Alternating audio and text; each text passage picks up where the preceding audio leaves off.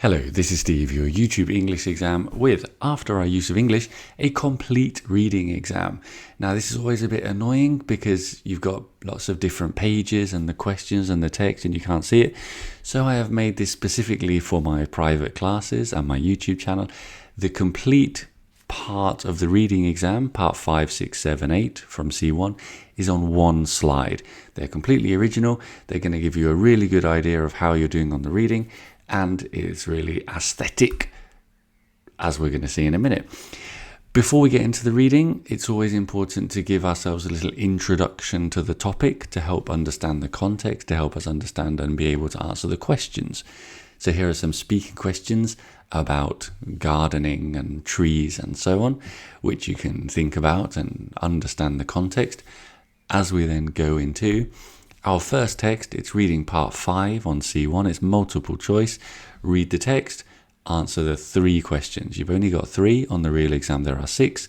It's going to be 50% of the total exam. I mean, I've cut them in half so it all fits on the page, so you can do it in one lesson. Pause the video, read it carefully, answer the questions.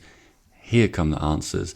Number 1, the answer is going to be A, isn't it? Phosphorus and nitrogen are scarce. They are helping them, increasing the surface, so it's A. Number 2, the Wood Wide Web is suggesting how connected they are, right? These networks connect entire forests as if it's the internet that connects the whole world. And number 3, why is it intelligent? Because it reacts depending on the circumstances. So the best answer is B, it's adaptive. You have a total of 6 marks because these ones are 2 marks each, like on the real exam.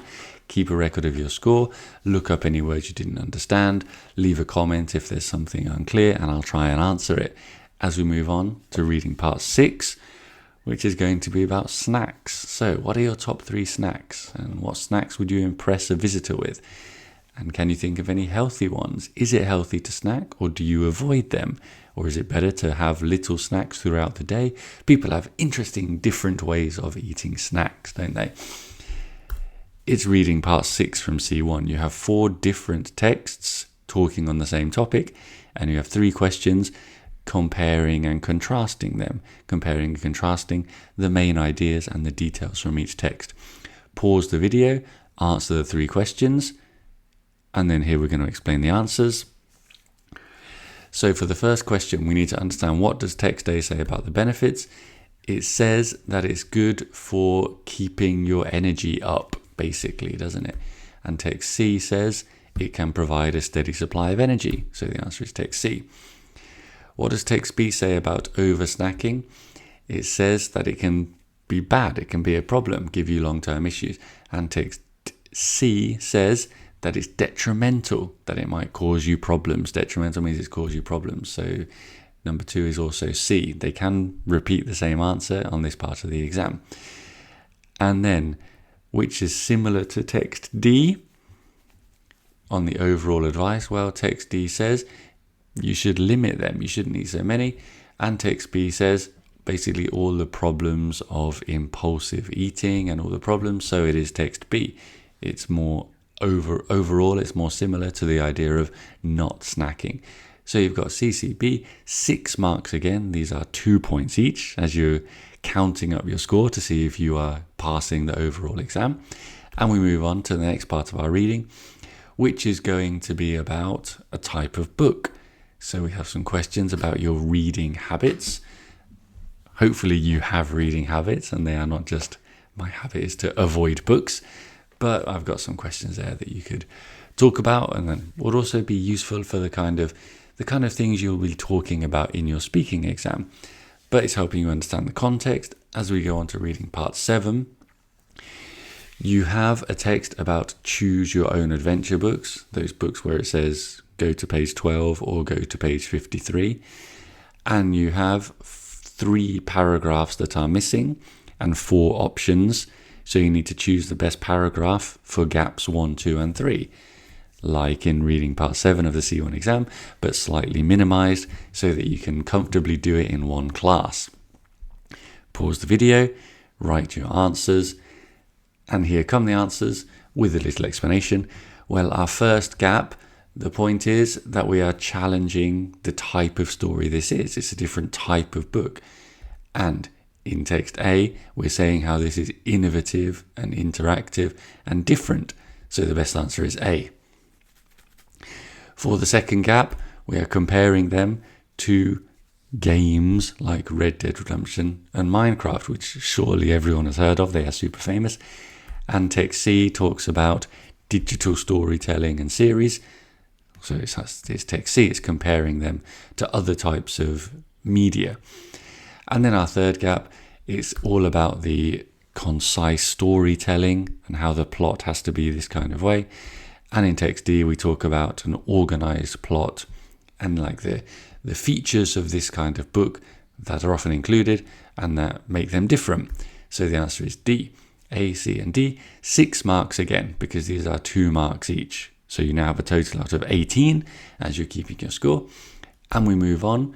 We're going to talk about a special type of building called a yurt, which you can see in this background picture, sort of like a slightly more permanent tent with a history in Mongolia, right?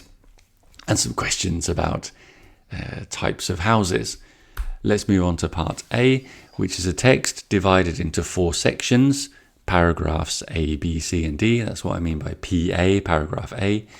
And then 6 questions, which paragraph mentions these points. Reading part 8 in the C1 exam, more about identifying specific details. So pause the video and write A, B, C, or D for questions 1 to 6. And let's now go through the answers.